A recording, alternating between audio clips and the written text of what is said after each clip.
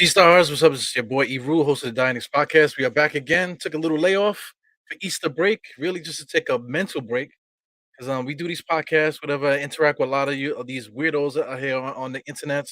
Look, watching and listening to what people have to say kind of messes with your mind a little bit, takes away from reality, man. So I'd take a little bit of a break.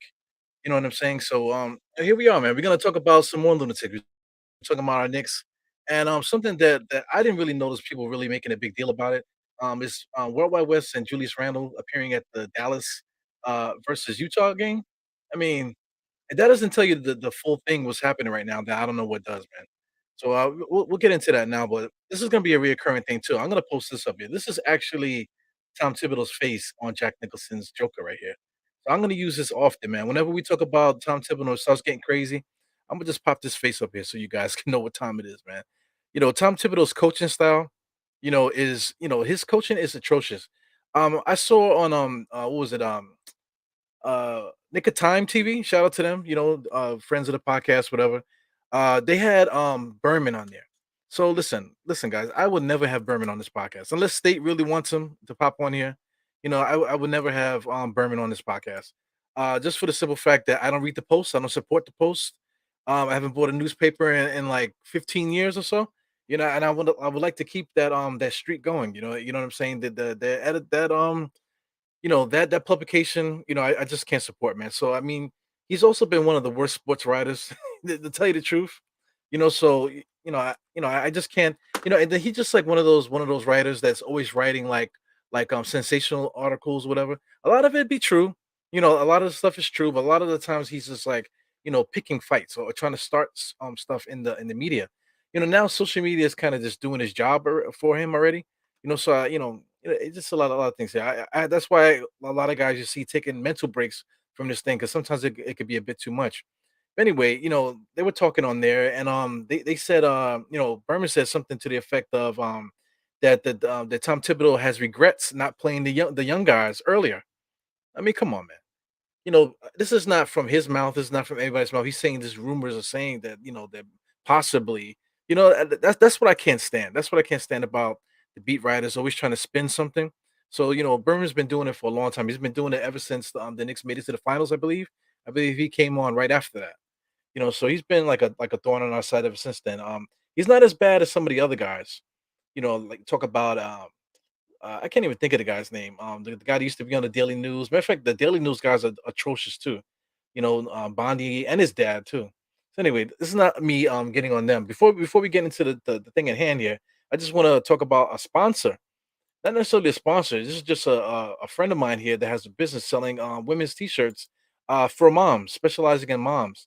So I'm giving them a little love today, man. You can also when you go on this website, you buy anything on here. Let's check out the t-shirts.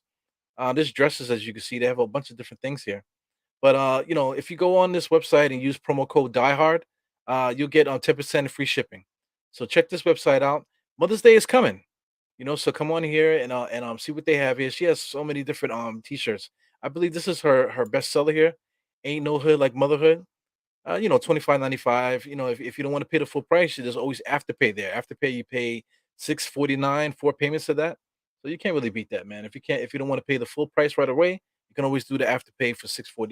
You know what I'm saying? So, I've already bought a couple shirts for the women in my life. So support this website. It's called forusmoms.com. Just go straight there and you get yourself some Mother's Day stuff, man. It's good to add on too. It's a good way to add on to the gift you already got. So please check that out. So anyway, let's check this out here. Let's look at some pictures. So first, let me do this one. These guys are like slow dancing here at half court here.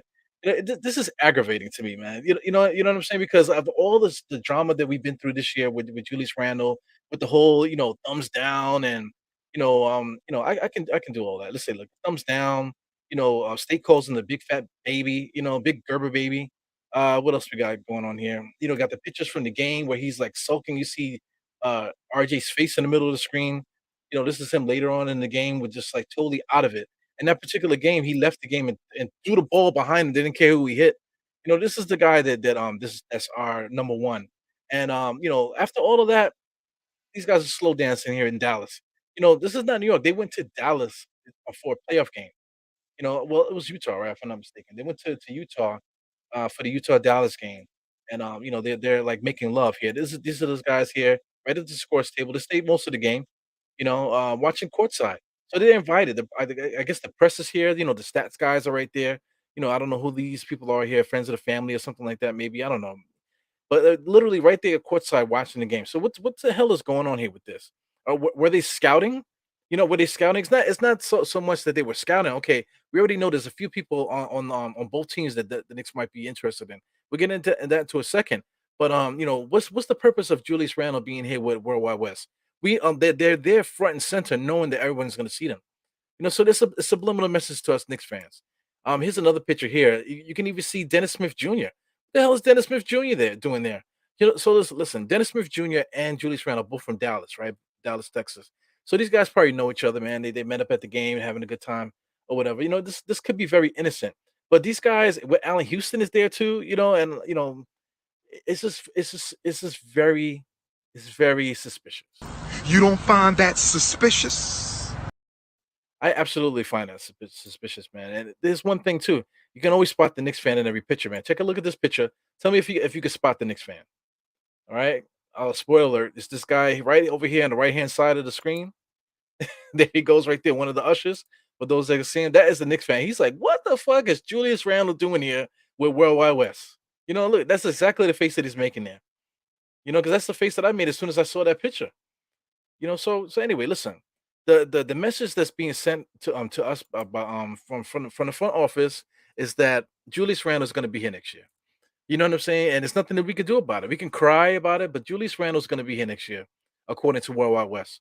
Now, listen, there could be an outside chance that World Wide West could be there, just having a heart to heart discussion with him, or taking him to Dallas, possibly, and taking him to Utah. Just so convenient that those are the two teams that he'll probably go to. If we make a trade, if you trade for Donovan Mitchell, that's what everybody keeps talking about. That Julius Randle definitely going to be the number one on that list to go to Utah or to go to Dallas. We're talking about getting Jalen Brunson. If Jalen Brunson's coming here via sign and trade, and Julius Randle might be the one to get out of here. So he might be there scouting his two future teams, or and World West could be there as just to let him know whatever. And also Allen Houston is there too. Allen Houston's all there grinning and shit. It's just a very odd scene. It just throws so much wrenches in our conversation because a lot of guys, if you scroll through Twitter is disgusting. With all the toxic stuff that it goes on there, and then this it's just the constant things regurgitating over and over and over again, and everybody's really disrespectful over there. It took me off my square a couple times too on Twitter. That's why I really can't really fuck with it too much. I know we're live on Twitter right now, but it's just a very odd thing there. But it's not as odd as that those communications that you see there between our Knicks brass there. So anyway, it's troubling. So just a couple things. I'll put this picture back up. If you look at the screen there, you got Dennis Smith Jr. there. You got Julius Randle. They're both looking at each other. Could they be could they be talking about teaming up? Is that what this is about? Teaming up? Because I mean, the Knicks could use a point guard. Dennis Smith Jr. just seemed like he stepped up a little bit, but he got hurt. Is Dennis Smith Jr. on our radar again? Will he be invited to training camp? Stuff like that. I don't know, man. I'm just throwing that shit to the wind. To see what I because I there's nothing that could be said to explain the scene here between these guys here. So anyway, let's take a look at some stats here from the actual game. Uh, the game against Dallas and Utah. So the box score was 99-93. Utah won that first game. Listen, this is a team that I didn't think was gonna be that good. I thought they weren't gonna make the playoffs. I thought it was gonna be very close for them to miss the playoffs because if you look at their roster, let's take a look at Mavericks. This is Google here. They got Reggie Bullock for one, Dorian Finney-Smith, Dwight Powell, Jalen Brunson. They got Spencer Dinwiddie now, Max Kleber. Bertans. They got Josh Green. This is their rotation for the playoffs, man. So you mean to tell me this is this is a playoff team? This is a playoff team. So it's just very odd to me, that this is the team that made it to the playoffs. I know they do have Luca, so add Luca to the mix here. You got Luca, Spencer Dinwiddie, and Jalen Brunson. Outside of those three, which I'm not afraid of any of those guys. Who else do they have? Dorian Finney-Smith. Who's afraid of him? Reggie Bullock. We already know what we get out of him. him getting the 15 and 6, that's like probably the best game they're ever gonna get out of him. But he also played 44 minutes. Look at that. 44 minutes for Dorian Finney-Smith. Dwight Powell embarrassed himself, I want to say, in like the American games when he played for Canada. He didn't play well. 22 minutes that night with 5 and 5, 2 and 4. I mean, he's not a good player. Jalen Brunson played 41 minutes. He's gonna get if he's gonna be a Nick, he's gonna have to get used to that because Tom Thibodeau is definitely gonna blow his ass out. Pause. But 24, 7 and 5 and 41 minutes. Spencer Dinwiddie, bad knees and all. 22. He had 8 assists. He's a good player. Four. You know what I'm saying? So, I don't know, man. It's just annoying. So who could we possibly be looking at aside from Jalen Brunson? Does Julius Randle fit this squad? They do need a power forward if you look at the roster. Dorian Finney-Smith is not going to cut it at power forward for them. Even though he did get 14 points. We're talking about 44 minutes for Christ's sake. Dwight Powell he's terrible as a center. Max Kleber is their backup big guy. You got Bertans there too. These guys are not that good to with. So I mean, they need a forward. So not for nothing they need a forward. You slide you got Spencer Dinwiddie there. They said Spencer Dinwiddie might not make it there either because they seem like him and Luca have a little rift going on. But anyway, if Julius Randle gets there with Luca, they're like the same kind of sore loser kind of players. So I don't see how that fits. So it's just a very weird. I'm just trying to talk out how that fits there. Let's look at Utah. Utah, they got Bogan. Bogan had 26. He played 41 minutes. Royce O'Neal to me is not going to cut it for them as a starting power forward. I don't know if they got Bogan as the power forward and Royce as a small forward. I don't know how they work it there, but that's not going to work. Rudy Gobert is good, to have there as like an enforcer type to take the pressure off of a Julius Randle. But if they get Julius Randle, they'll be very top heavy over there. And of course, they're going to be getting rid of Donovan Mitchell. But they do have Jordan Clarkson. They do have Jordan Clarkson. He's pretty good. Daniel House is decent. Hernan Gomez. This is the Hernan Gomez's brother that was on the Knicks. This is his brother, Honcho, whatever his name is. He's good too. He didn't really show it in this game. Whiteside is a good center there as well. Michael Conley, he's another guy. But I mean, getting Julius Randle, it could fit there because they do have enough guards to make up for Donovan Mitchell. So they supplement Donovan and swap out for Julius. Not for nothing. What's the name? Donovan Mitchell. He's been giving you what, like between 22. It's gonna be between 20 and like what, 24, 25 points a game throughout his career. If he continues those movements, he's going to be one of the best shooting guards that ever play. If he can continue those stats, he reminds me of Mitch Richmond in that way, in that regard. You know what I'm saying? But I don't know, man. I'm just trying to figure out how why would Utah take Julius Randle? So aside from that, aside from scouting and this that, and the other, would Julius Randle fit these teams? Just getting used to certain players, whatever, like Donovan Mitchell.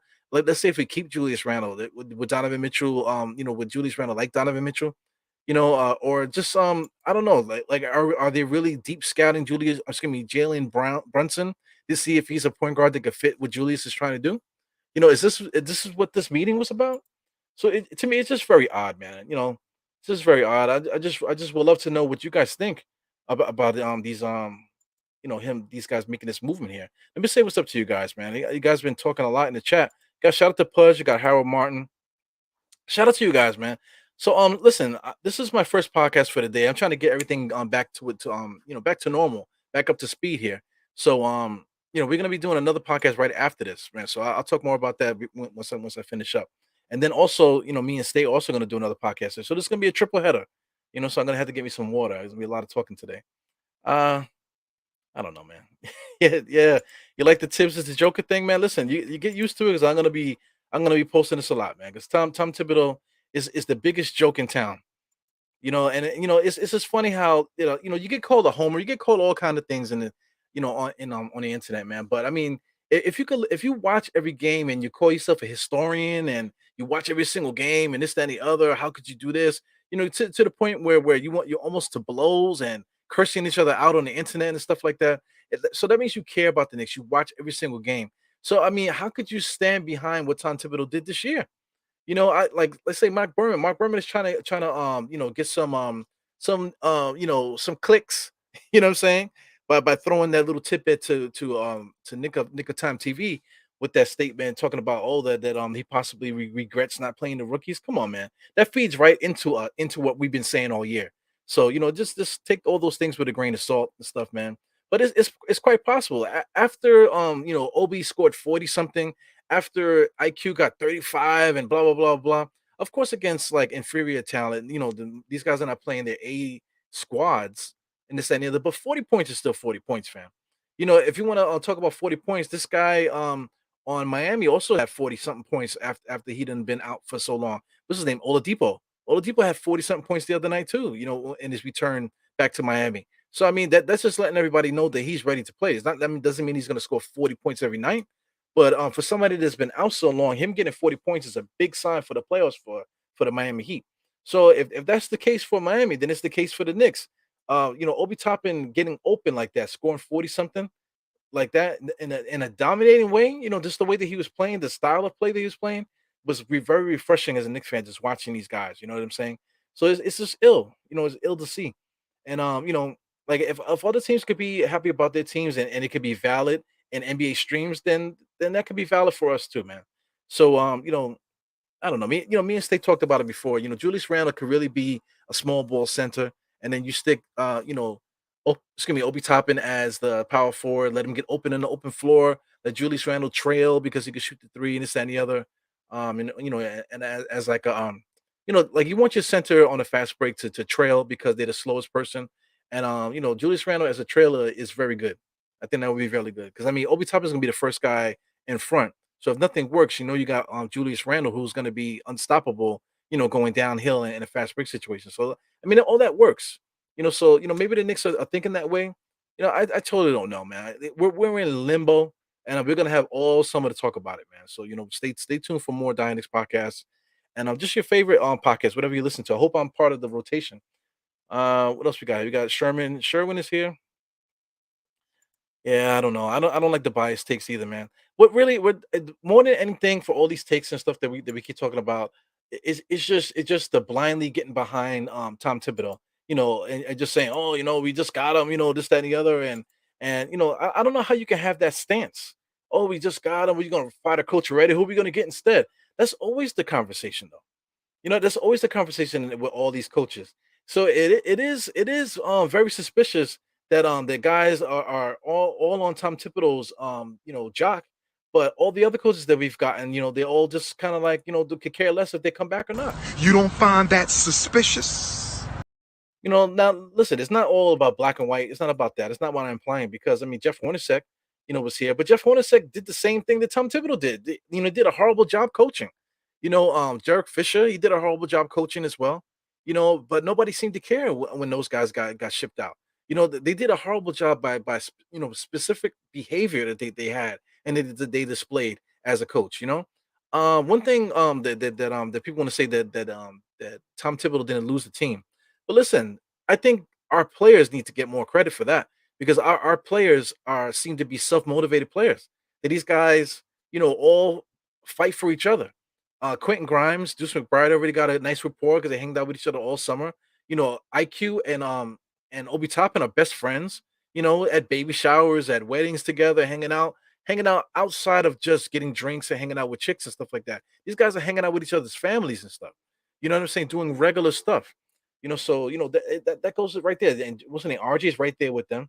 RJ is either in Canada or he's here. You never hear about any of these guys hanging out in no clubs or nothing like that. With social media and the way people take pictures and stuff like that, you would think that you at least see one picture of any of these guys doing something out of the normal. The most risque thing that we've seen is maybe Deuce McBride and Quentin Grimes doing TikTok videos.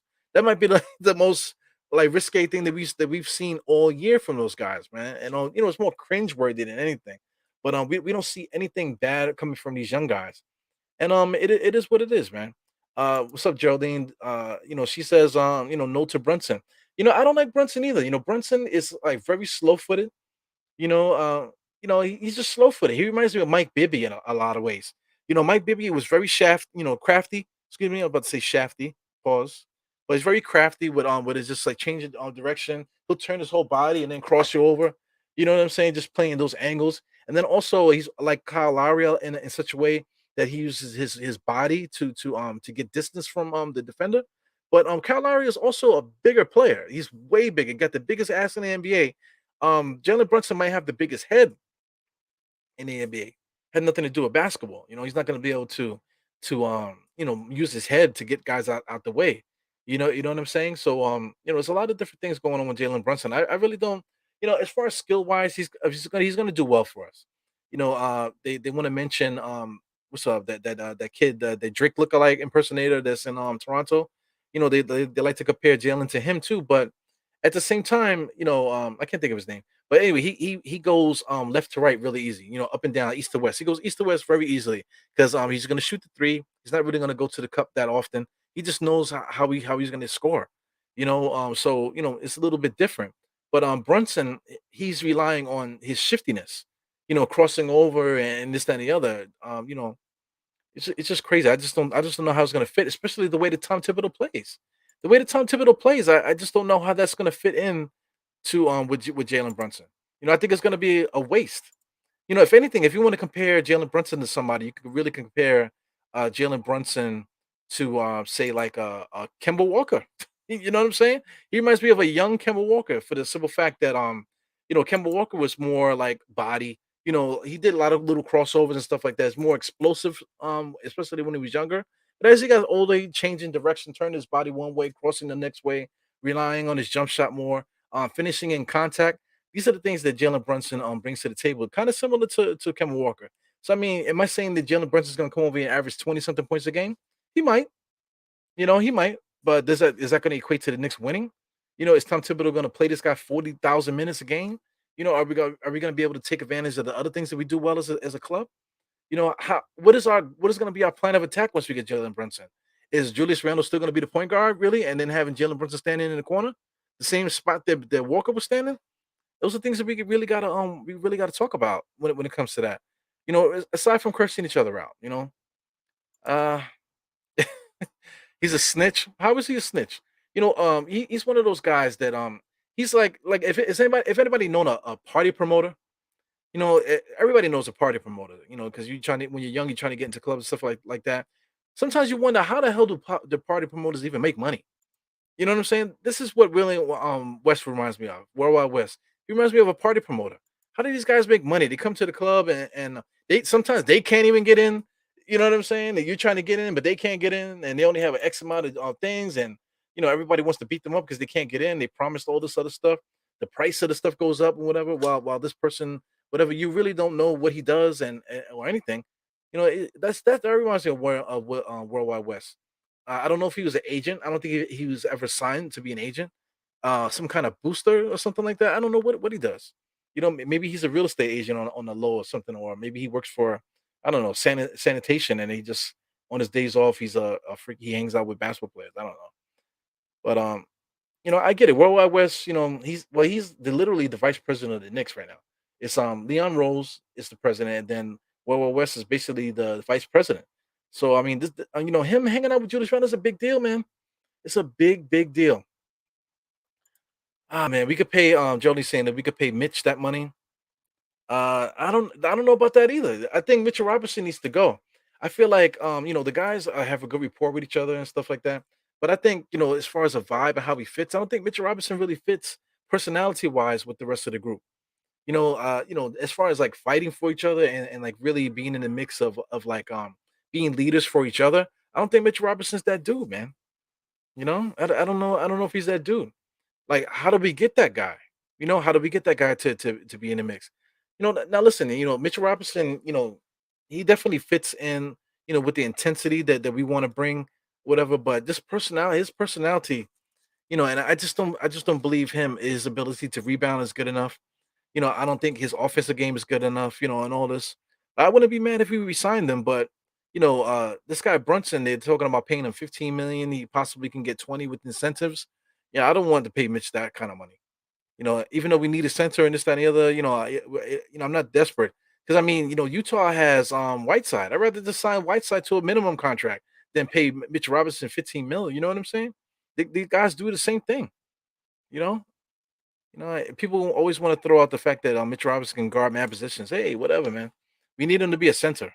We don't need him to guard point guards and shit like that. So anyway, I just want to say what's up to everybody. We got Pudge is going crazy. I got Billy the Goat here. Trade Randall for Randall, Kemba, Burks, and draft picks for Utah. Yeah, for Spider. That might work. Three draft picks. Three draft picks is probably gonna have to do it with that mix there. Kemba Walker's gonna be basically an expiring. Burks is a hometown guy. I guess he played there before. Not really hometown, but he played there before. And Randall's the real key, but those draft picks is what's gonna really entice Utah to do it. Spider is gonna have to tell Utah that he wants to go to New York. And if they want to do him a solid, then that's what it is. They do him a solid, send him to New York. That's a whole different story right there. So I don't know. I just think it's weird, man. So anyway, I just want to say what's up to you guys. You guys are really chopping it up here. This is Chris B here. He said they would try to trade Obi and stuff for Mitch. For Mitchell, this is Donovan, I assume, if he wants to leave after the season. Can be a fan of I'm not a fan of that idea neither, but I don't know if Obi and stuff is gonna be enough, because Donovan Mitchell still makes a decent amount of money. I believe he makes like 30, if I'm not mistaken. I forgot how much he makes. I'm not gonna pull it up at the moment, but let's say he makes 30 million a year. Obi barely makes 10. I don't think even think Obi makes 10. So let's say Obi makes 10. You still got to come up with 20 more million to add to that. And then you're gonna have to throw draft picks there. So I mean, we mentioned Julius Randle, Walker, and Burks. If it's Obi, what's gonna take up the salary to match, to match there to entice them. I mean, that 40-point game does help a lot, the Obi Toppin had. So they can cite but they might ask for quickly too. Like, is Quickly and Obi together enough to get Mitchell Robinson? I mean, Donovan Mitchell? I think it might be. It's interesting. This is an interesting conversation. This is Woodshed. What's good, Woodshed? Good guy right there. What else we got going here? State is here. I know State wants to get on here, but like I said, guys, State is gonna me and State are actually gonna go on at 9:30 today. So shout out to State. Uh why they going to see Utah again? Yeah, we'll get State's opinion on this. Probably 9:30. There's a couple things that me and State specifically want to talk about, so we'll get into that 9:30 tonight. Well, right now, guys, I'll probably just end this because I really just want to say what's up to you guys before we start the rest of the night. 7 o'clock, another podcast here is actually like a grab bag kind of podcast, kind of like a can't really describe it. It's just gonna be a multi-sport podcast. I'm gonna have I am Jarrell with me, and also gonna have Lee Valentin. He's gonna be rocking with me too, man. So we're gonna go on at 7. To this point right here, I really know what we're gonna talk about. We're gonna talk about some football though, some Giants, some Jets, and some more stuff. Whatever you guys want to talk about, man. So tune in for that. We're gonna start at 7. So I'm gonna get out of here so I can prepare for that. And also too, like State is saying, 9:30 tonight. So check out Dire State of Mind at 9:30. This new thing that we're doing here at 7 p.m. on Monday. It has to do with I am Jarrell and Leo Valentin, man. So tune in for that. I'll see you guys in about 15 minutes or so. Four fingers to the forehead, tuck of the thumb, salute, and I'm out of here. Peace.